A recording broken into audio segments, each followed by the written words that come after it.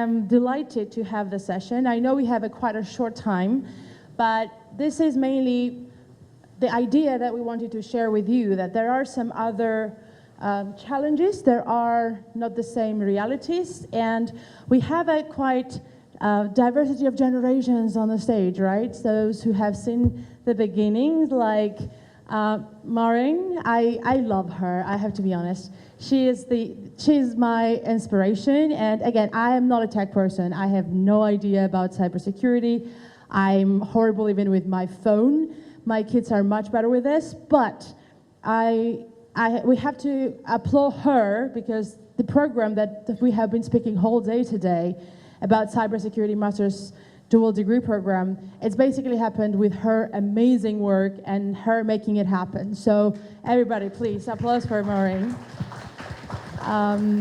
And I know you all have the bio, we all have the bios, but for me was, when we talked with each other, she mentioned that she was among very few women in Stanford when you started. But you were not among the very few women. You were the first woman to get a PhD from US born, which, you know, it's like, that is very different reality, right? Like, hopefully today. How does it feel? Like, have we moved along? What would you share from the story and path that you have been through? And what are the lessons learned that you want, like, the new generations to live? And I love that there's a lot of women in the room, but I love that there are a lot of young men in the room. And I think these discussions today have really shown us that when we talk about cybersecurity in this era, we are definitely not talking about something technical, right, anymore. It is way beyond that. And we would love to hear your thoughts. And then we proceed with my favorite Tamars on the stage. And they're all amazing. They're all from academia. They're all from cybersecurity dual degree program, and all have amazing careers. And again, it's just my great pleasure to be here. I'm stopping now. Girls, floor is yours.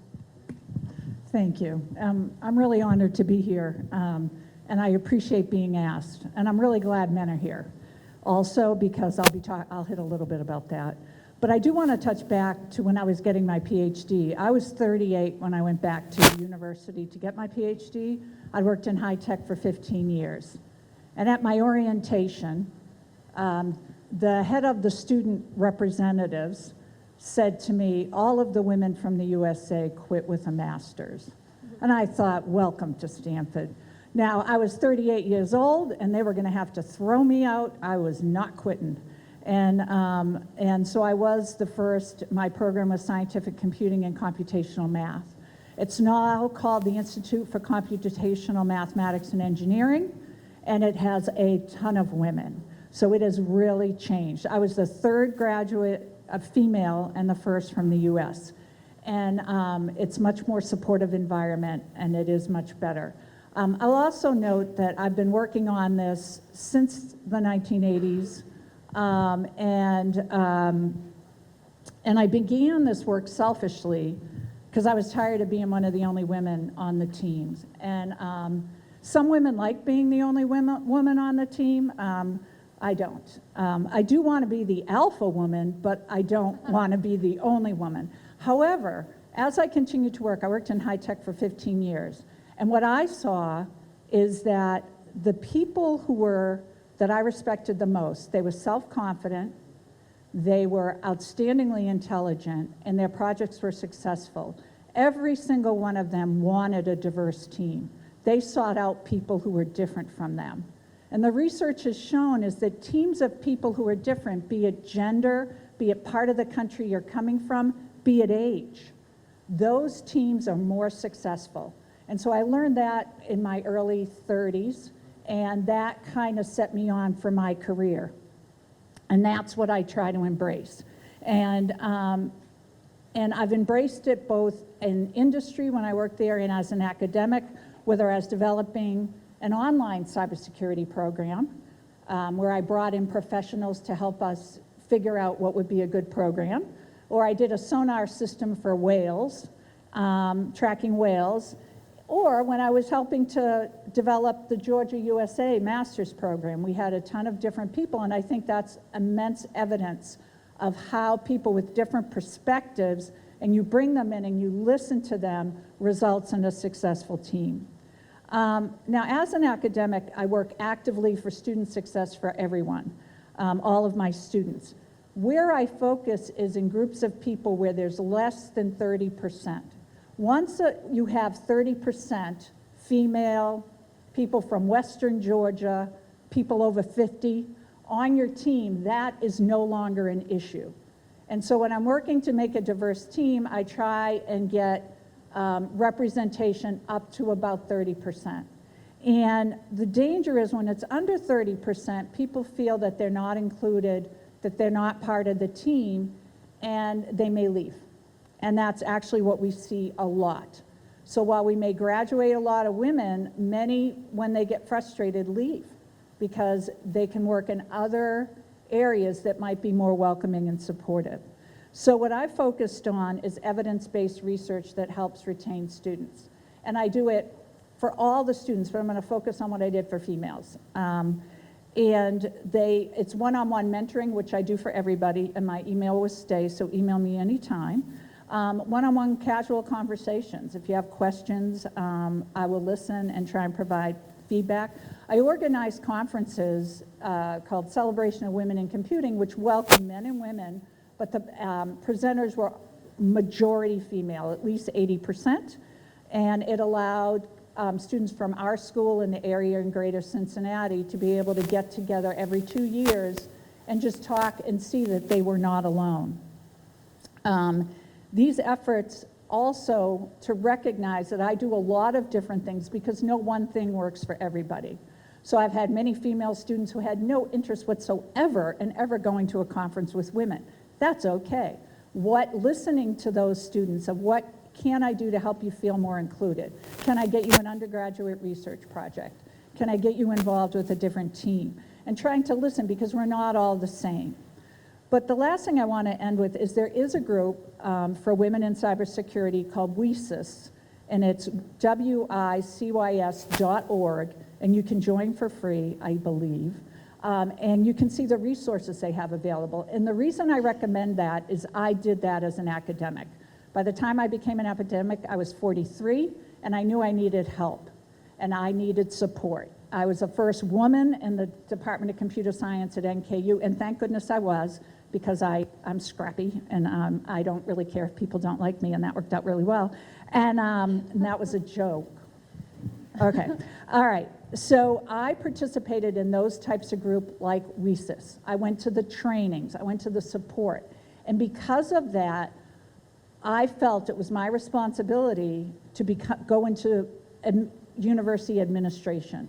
And I became an associate dean, and then I was the department chair. And as the department chair, I was in the meetings that helped form this. So when you think if you're going to those trainings that are the waste of time, I would not be sitting here if I had not gone to those trainings back in 2012, where I learned that I can be a leader, that I should be a leader, and that my voice is important, and I would not have met all of you. So I strongly encourage that. Wow, thank you. I'm going to be back with some more inspirational stories to be shared, because I have heard a few, and I think you guys should hear that too.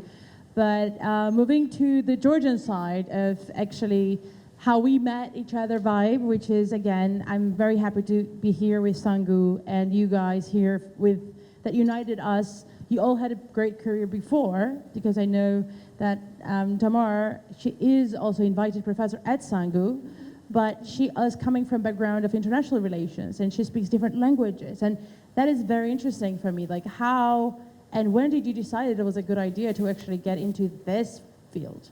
Yeah. Hello, everyone. First of all, thank you for being here. I am lucky and honored to be speaking among these great, amazing women. My name is Tamar Burjanadze, and I'm speaking to you from Tbilisi, Georgia, a country where ancient traditions meet cutting-edge technology, and where my journey in cybersecurity began with a simple question: why are there so few women in this room? And let me share numbers first that might surprise you. Right now, women hold only 25% of cybersecurity jobs globally, expected to be 30% this year. So think about this for a moment. In a field that's supposed to be protecting everyone, we're missing half the population's perspective. So here's what really gets me fired up. Studies showed up that the companies, the organizations that have at least 30% women on their cybersecurity team experience 40% fewer security incidents. So that's not just a statistic about representation, it's a statistic about impact. So when I graduated from high school in 2014, cybersecurity wasn't even on my radar. Like many young women in Georgia, I was pushed towards what were considered appropriate fields. So I studied international relations, focusing on Far East studies. But life has a way of surprising you. So in 2019, while working as a Chinese translator and also managing logistics for medical technology companies, I witnessed firsthand how vulnerable our digital infrastructure was becoming. Georgian businesses were increasingly digitizing, yet our cybersecurity awareness was almost non-existent. So I remember sitting in a meeting where executive group just dismissed cybersecurity concern by saying, we'll hire some young guys to handle the technical stuff, and that moment really changed everything for me. This wasn't just about gender bias, it was about recognizing that diverse perspectives were being systematically excluded from critical security decisions. So my unconventional path through languages and international relations wasn't a detour, it was preparation for understanding cybersecurity in a globalized world. So at 26, I made a bold decision. I enrolled in a joint master's program of cybersecurity of St. Andrew Georgian University and Northern Kentucky University. While I wasn't the only woman in my classes, men were certainly the overwhelming majority. I often found myself as one of the handful of women in rooms full of cybersecurity professionals, but I persisted. So what made the difference was finding mentors who saw potential in my different, diverse background. My professors didn't just teach me technical stuff, they taught me that my background in translation work had already trained me to detect inconsistencies and patterns, which is an essential skill for threat detection. They showed me that being different wasn't a disadvantage, it was an asset. But I also had to be my own advocate. When classmates assumed I was less technical, I had to prove myself repeatedly, and when internship opportunities favored male candidates, I had to be twice as prepared. So these barriers were real, but they also made me more determined to create pathway for other women. So I've seen firsthand how the workplace culture can either nurture or stifle talent. When I started teaching server security this year, I made a conscious decision to create an inclusive classroom where questions are welcomed, where diverse thinking is valued, and where students see that cybersecurity expertise comes in many forms. So I've pushed for security awareness trainings in my previous companies. That includes everyone, not just the technical guys. I've shown that effective cybersecurity communication requires understanding your audience, whether they are doctors, administrators, or C-suite executives. So I witnessed how women's perspective can reshape cybersecurity policy discussions. My background in international relations, combining with technical expertise, allow me to bridge the gap between policymakers and technical implementers. So in Georgia, where we've faced real nation-state cyber threats, we should consider not just technical defenses, but human factors. For example, user education, cross-cultural communication, and inclusive security awareness programs. So every time I speak at a conference, every time I teach a class, and every time I solve a security challenge, I'm not just representing myself, I'm representing every woman who's been ever told they don't belong in tech, every professional who's had to work twice as hard to be taken seriously, and every person who brings diverse perspective to cybersecurity. The cyber threat landscape doesn't discriminate. Cyber attacks affect everyone regardless of their age, of their gender, of their background, but our defense strategies are weakened when we exclude half the population from the conversation.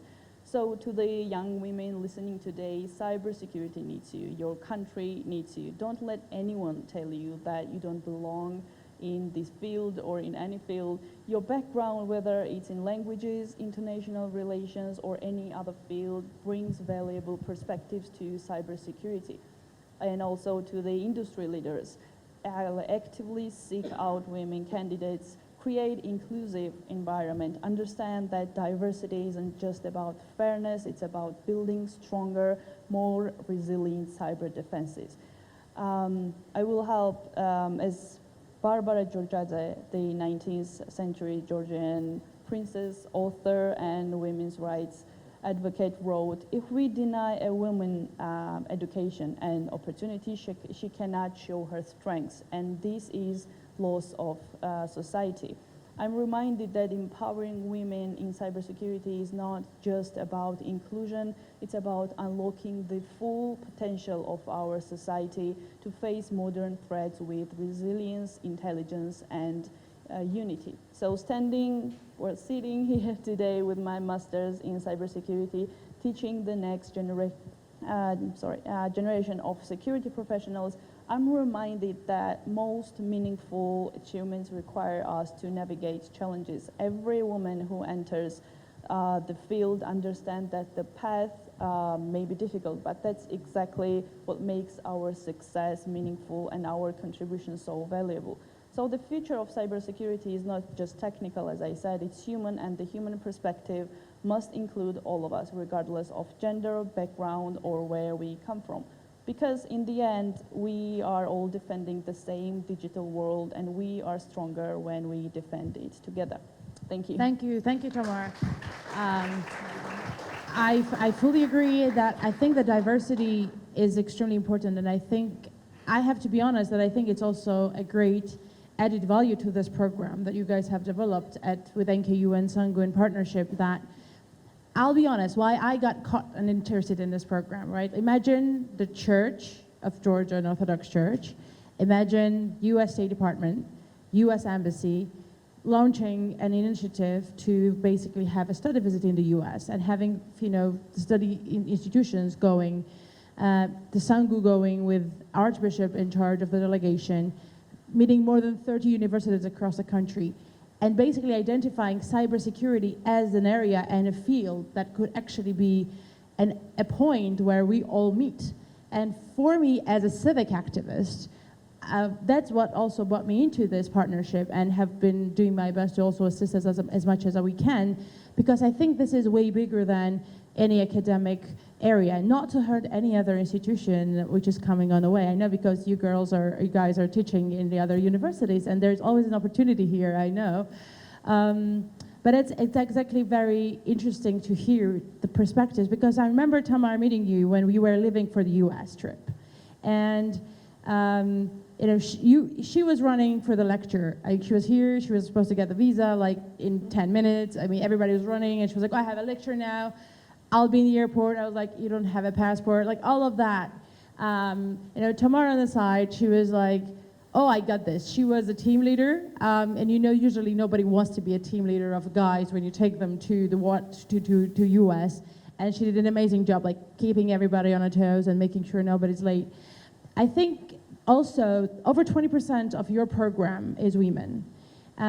Most of the women actually have no background in technical, cybersecurity programs, and I think this is showing, and success rate is basically we have no dropouts. And I think this is a great engagement, because again, this program is not so, I'll just decide to become one, right? Like, you just don't jump into a 2-year program, 1 year in the US based, 1 in Georgia, going back and forth, trying to go to the work, making sure your family is taken care of, like all of that. How did you guys manage, and what is your perspective? Why what this program brought to you. And share my experience with you guys. Before I dive into the topic, I would like to share my background, which is in finances. So I have graduated in business administration with a major in finance, and then I have been working as a financial analyst and financial auditor in different financial institutions.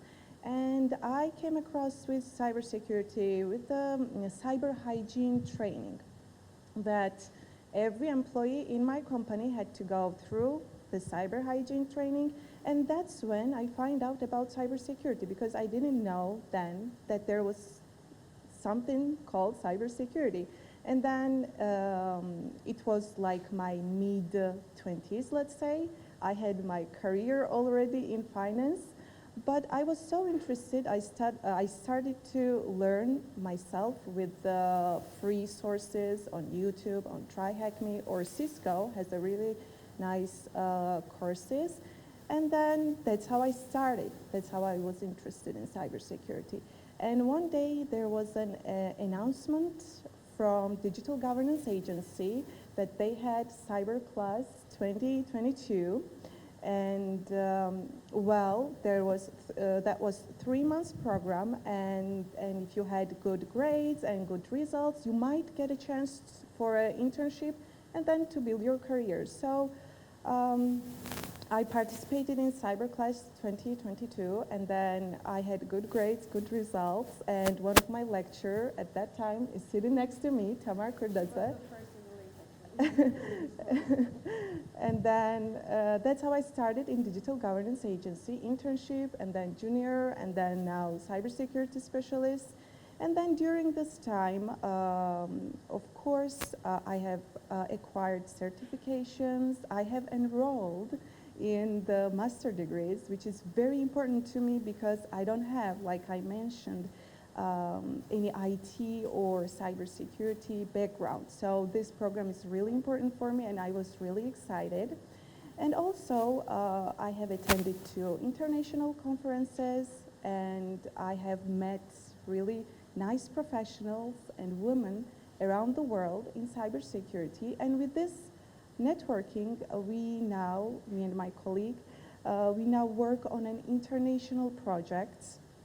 We are conducting trainings internationally, and also, well, that's what we do besides the being a cybersecurity specialist in Digital Governance Agency. And also, I have taken part in mentoring programs. I have been mentored. I am being mentoring, and also lectures I am conducting. And I like to be just all over the cybersecurity and new challenges. I'm always interested and welcoming. And the thing I want to say lastly is that cybersecurity is for everyone. And well, if you're interested, it's not late, because I want to remind you that I was really my mid-20s when I started to shift my career to cybersecurity. It's not late. It's not difficult, and it's not just technical. So that's what I wanted to say and share with you guys. Thank you. Thank you, Tamar. I mean, I already see a few potential beneficiaries in the room with some different degrees, and I fully agree that I think when we enter the new era, and the times now, I have to squeeze in some of my topics here, when a lot of people now across the world are really thinking what to do. Like, all our careers we have been developing in certain areas are literally gone. You know, things that we knew we were building, it's kind of very shaky. So maybe this is the area where we should go. And as Tamar, who has been a great promoter and finding great people to join the program, you know, please share your story and how we can encourage others. And not just women, but also how we encourage young people to join and to explore this area. Because I will ask this from perspective of the strategic communications expert. I think sometimes, we were talking about this yesterday with Professor Doyle, and I think it's one thing how there's a lot of like stereotypes, right, about women in computer sciences, but not only about that, generally about the fields, right? So imagining like being cybersecurity person means like, I don't know, you're sitting in like dark rooms somewhere and you're just looking at this black screen that nobody understands how you guys are doing that, whatever you are doing there.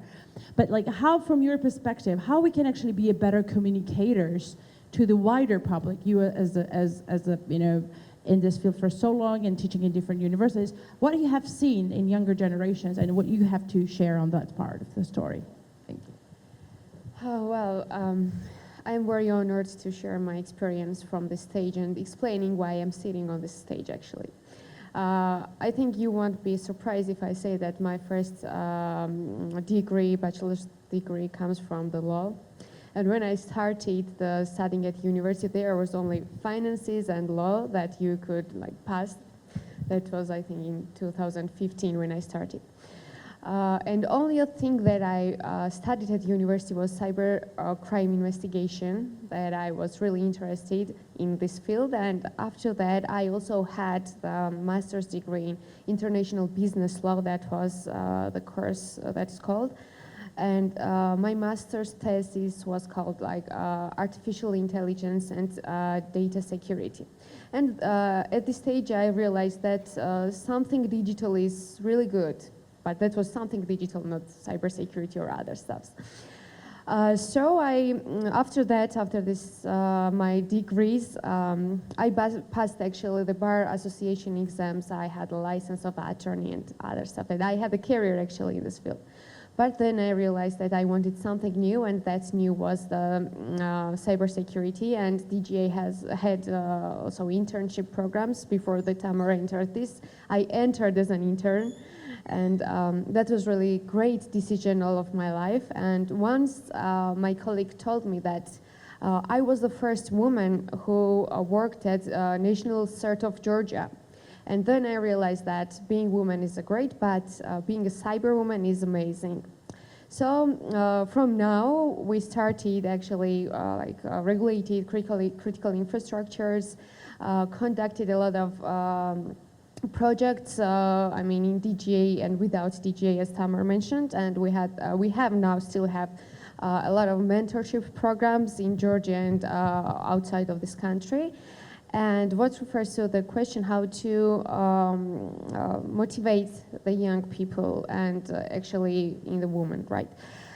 We have the cybersecurity strategy and cybersecurity awareness strategy. That is the national level document that we conducted a lot of activities, and we are still in the progress because this is an ongoing process. And we went to the different regions, meeting to the school students, telling them that this is good, because maybe in Tbilisi, that is the capital, a lot of people more know than what is this digital era, but in Svaneti, for example, in mountain, yes, in mountain people, they may have not even the internet. So that's why we tried to tell the story, why it is important, why you need to use like cyber hygiene and other stuff, and telling them that doesn't matter if you know math or physics or even the history. If you want to study this is for you. Only the wish is enough to make the steps, because as I started I was 24 when I started cybersecurity, like Tamar said this, never is late. And also what I want to highlight is that even these mentorship programs, not only the youngsters, but the adult women also are involved in this project. They have the same background as me and Tamar mentioned, and this is very great to share how you start and telling them that you can do this. Yeah, that is, I think, really good feeling when we're talking about this. Thank you so much. Yeah, for sure. Cheers. I hate the time because it's really running, and I know the lunch is going to be prepared, but we have a few more minutes. I absolutely want to open the floor for the questions, but I cannot, miss the opportunity, because I think that with the latest developments in the world, we all have seen this amazing plane that I think every Georgian has now in the wish list, which is this B-2, this amazing, super cool plane. And I was just mentioning it, like, I was like, anybody can give it to me? Of course I'm Georgian. And every time I meet Americans, I'm like, can we have one? You know, you can always, you can ask, right? You know, the worst thing we can get is no. And then this amazing woman next to me says, oh yeah, that one, like, I worked on it. I was like, what do you mean? Can you share this story with us? Whatever you can. I mean, it's a kind of public thing. This isn't classified. In the 80s, I worked for General Electric, and I worked on the engine system margin computer of a previous version of the B-2 bomber. And that was used from, you know, the black box that when a plane crashes records everything. And I was in charge of quality control for that. And yeah, no, the projects that you get to work on, I think in cybersecurity and tech, are just fascinatingly interesting. I worked tracking submarines. I worked tracking tracking objects in the air in real time, which was a problem back in the 80s. The US was really good at logistics in Desert Storm, and I worked on improving logistics software. So yeah, you don't know, you just show up. And Talking about the alpha in the, like, wow, that's like very cool story. I mean, honestly, and I think that really clearly shows that there are so many achievements that today's society is so proud of that actually women have been behind that stories. Like, and it's not only women, but it's also, may I ask you about this? What about the men? Because I can say from my point of view, like from my perspective, right? You also need great men to actually ensure that those strong women are empowered and they are allowed and they are cherished and supported. Yeah, so on the mentoring path, can you share the story on that, if you can say a few words? So you find bosses that are good to you. So Kevin Kirby is he one deserves of them. applause. In the previous round, guys, you were like lost. Yay. We love you, Kevin. And of course, Marius is my boss now. We love Marius. Yay, Marius. But through my career, if I had a bad boss, I switched jobs. And I think it's really important for women not to work. You're going to already have people that might tell you you don't belong here. You know, that's, in my experience, that's how some people in tech are. There's a lot of bravado, a lot of showing off. And so it's always important to have a really great boss that believes in you. And if you don't, get a new job. And so when I was in high tech, part of the way I was able to go back to school was because of the support of the bosses I had. First, he was mad because I was leaving. But then, after Human Resources talked to him and said, she would not be doing this if it was not for you. He all of a sudden was so proud because it was all about him again. But, and I'm still friends with him today. And I think also is developing a cohort of whoever, male or female, that are going to tell you the truth.